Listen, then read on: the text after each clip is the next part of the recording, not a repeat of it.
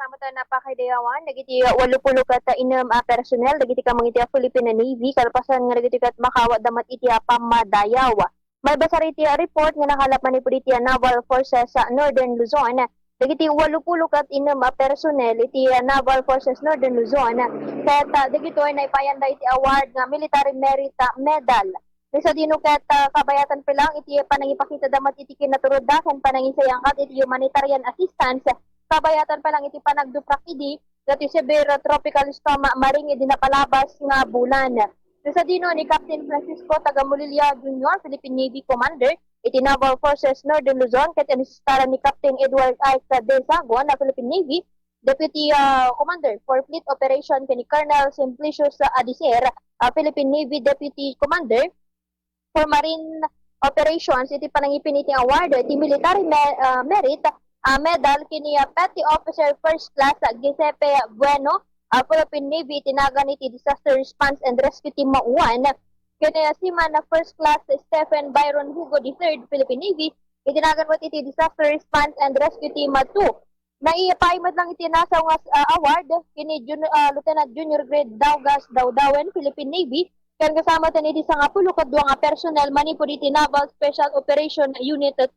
iti panangisayangkat mo dagito iti search and rescue operation kabayatan pa lang iti panagduprak iti bagyo nga maring iti napalabas bulan. Sa dino ni Lieutenant Commander Richard C. Fontanos, Philippine Navy, kan iti 10 kat maysa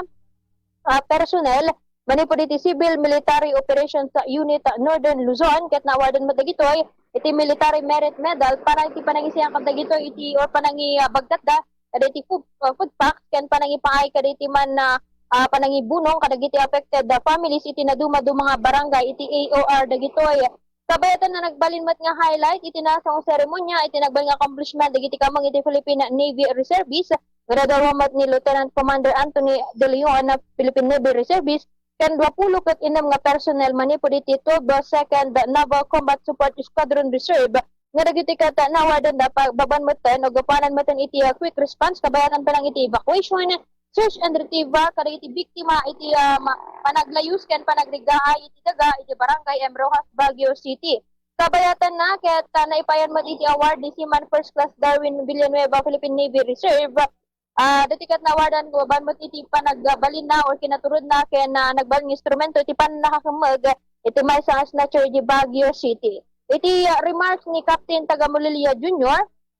pinadayawan na dagiti official or officers ken personnel iti Naval Forces Northern Luzon nga dagiti kat saan da nga nagpangadwa nga rescue ti biagda tapno nagserbi ka dagiti tattao nga napiktaran nga iti kalamidad ken panangipakita da iti kinaturod tapno iti kasta mamentinara iti kinalinag ken nagtapya. Bombo M. Jorti sa reporting para sa Pambansang Radyo ng Pilipinas ken consistent number 1 iti La Union, Basta Radio. Bombo!